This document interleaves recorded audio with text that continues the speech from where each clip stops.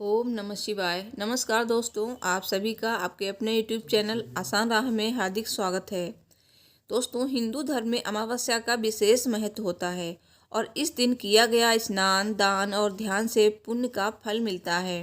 दोस्तों, अमावस्या का विशेष महत्व तो है ही, और अगर मौनी अमावस्या होती है तो उसका महत्व और ही ज़्यादा बढ़ जाता है। इसे माघी अमावस्या और मौनी अमावस्या के नाम से भी जाना जाता है और इस दिन व्रत रखकर पीपल के पेड़ की पूजा की जाती है और 108 चीज़ें दान करके परिक्रमा करते हैं। अमावस्या के दिन व्रत के साथ कथा का भी विशेष महत्व होता है, तो कथा भी जरूर सुननी चाहिए। इससे व्रत का पूर्ण फल मिलता है।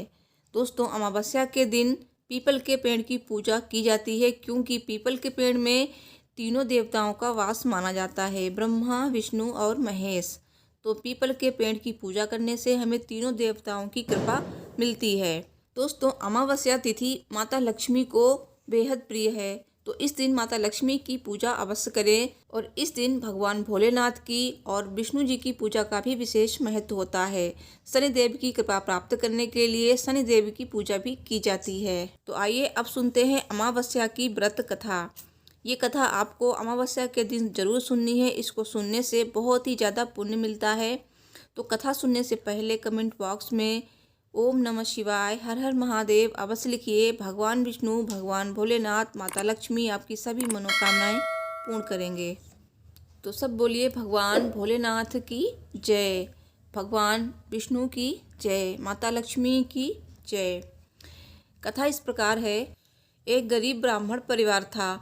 उस परिवार में पति पत्नी के अलावा एक पुत्री भी थी। वो पुत्री धीरे धीरे बड़ी होने लगी। उस पुत्री में समय और बढ़ती उम्र के साथ सभी स्त्रियोचित गुणों का विकास हो रहा था। वो लड़की सुंदर, संस्कारवान एवं गुणवान थी, किंतु गरीब होने के कारण उसका विवाह नहीं हो पा रहा था। एक दिन उस ब्राह्मण के घर एक साधु महाराज पधारे। वो उस कन्या के सेवा भाव से काफ़ी प्रसन्न हुए। कन्या को लंबी आयु का आशीर्वाद देते हुए साधु ने कहा कि इस कन्या के हथेली में विवाह योग्य रेखा नहीं है। तब ब्राह्मण दंपति ने साधु से उपाय पूछा कि कन्या ऐसा क्या करे कि उसके हाथ में विवाह के योग्य रेखा बन जाए और विवाह के योग बन जाए। तो साधु ने कुछ देर विचार करने के बाद अपनी अंतर्दृष्टि से ध्यान करके बताया कि कुछ दूरी पर एक गांव में सोना नाम की धोबिन जाति की एक महिला अपने बेटे और बहू के साथ रहती है, जो बहुत ही आचार विचार और संस्कार संपन्न तथा पतिपरायण है। यदि ये कन्या उसकी सेवा करे और वो महिला इसकी शादी में अपने मांग का सिंदूर लगा दे, उसके बाद इस कन्या का विवाह हो तो इस कन्या का वैधव्य योग मिट सकता है। साधु ने यह भी बताया कि वो महिला कहीं आती जाती नहीं है। ये बात सुनकर ब्राह्मणी ने अपनी बेटी से धोबिन की सेवा करने की बात कही। अगले दिन कन्या प्रातःकाल ही उठकर सोना धोबिन के घर जाकर साफ सफाई और अन्य सारे काम करके अपने घर वापस आ जाती। एक दिन सोना धोबिन अपनी बहू से पूछती कि तुम तो सुबह ही उठकर सारे काम कर लेती हो और पता भी नहीं चलता है।